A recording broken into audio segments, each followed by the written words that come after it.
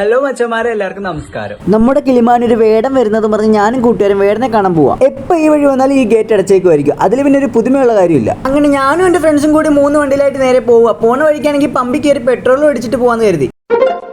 അങ്ങനെ നമ്മൾ പെട്രോൾ എല്ലാം അടിച്ചു കഴിഞ്ഞ് ഗൂഗിൾ മാപ്പ് നോക്കി പോവുക. നമ്മുടെ ഹരിയാണ് ഗൂഗിൾ മാപ്പ് നോക്കി വഴി പറഞ്ഞു തരുന്നത്. വേടന്റെ പരിപാടി ഉണ്ടായിരുന്നത് കിളിമാനൂർ വെള്ളല്ലൂരുള്ള ഊന്നുങ്കല്ല് എന്നുള്ള ഒരു പ്രദേശത്താണ്. നമുക്ക് അങ്ങോട്ട് പോകാനുള്ള വഴി അറിഞ്ഞിടാത്ത കാരണം ഗൂഗിൾ മാപ്പ് നോക്കി ഏതൊക്കെ ഷോർട്ട് കട്ട് വഴിയാണ് പോയത്. പോണ വഴിക്കാണെങ്കിൽ കിടിലം വ്യൂ. നമുക്ക് വഴി പറഞ്ഞിരുന്ന ഹരിയാണെങ്കിലോ വലത്തോട്ട് വളയുണ്ടെങ്കിൽ വളവ് കഴിഞ്ഞതിന് ശേഷം പറയത്തുള്ളൂ. നമ്മൾ പോകുന്ന വഴി ശരിയാണോ തെറ്റാണെന്ന് പോലും അറിയത്തില്ല. വേടന്റെ പരിപാടി ഉണ്ടായിട്ട് പോലും ആ വഴിയൊന്നും പോകുന്ന ഒരു കാർ ബൈക്ക് പോലും കാണുന്നില്ല. ഭാഗ്യത്തിന് ആ വഴി നേരെ വെള്ളല്ലൂർ എത്തി. അങ്ങനെ അവിടെ പോലീസുകാർ പിടിച്ചിട്ട് പറഞ്ഞ് വണ്ടി പോലെ നടക്കണമെന്ന്. അങ്ങനെ വണ്ടി ഒരു ഗ്രൗണ്ടിൽ വെച്ചിട്ട് പിന്നെ നേരെ നടന്നാ പോയത്. പോണ വഴിക്ക് വരുന്നവനും പോകുന്നതിനും എല്ലാം കറുപ്പിട്ടേക്കുന്നു. അങ്ങനെ നമ്മൾ നടന്ന സ്റ്റേജിൽ നിൽക്കുന്ന പാടത്തെത്തി. 8:30ക്കാണ് പരിപാടി വെച്ചേക്കുന്നത്. എന്നിട്ട് നമ്മളൊരു 6:30ക്ക് വന്നപ്പോഴും അവിടെ ജനത്തിരക്ക് മാത്രമല്ല, തലേന്ന് മഴ പെയ്തുകൊണ്ട് അവിടെ വയൽ ഫുള്ള് ചെളി. അതാണെങ്കിലും വൺ ടാസ്ക് പിടിച്ച പരിപാടി. സ്റ്റേജിന്റെ അടുത്തെത്തണമെങ്കിൽ നമ്മൾ ഫുള്ള് ചെളി കൂടെ നടന്നു വേണം പോവാൻ. നമ്മൾ അമ്പും ഇതിനും പുതിയ വെള്ള ഷൂ ഒക്കെ ആയിട്ട് വന്നത് വെറുതെ, പിന്നെ ഒരു കൈ പിടിക്കേണ്ടി വന്നു. ചേടാ, മനുഷ്യന് കാലെടുത്ത് കുത്താൻ നിവൃത്തിയില്ലാത്ത വിധത്തിലാണല്ലോ ഈ സ്വാമി ഇവിടെ ഗ്രില്ല് വരച്ച് വെച്ചിരിക്കുന്നത്. ഇതല്ല, ഇതിനപ്പുറം ചാടി കടന്നവനാണി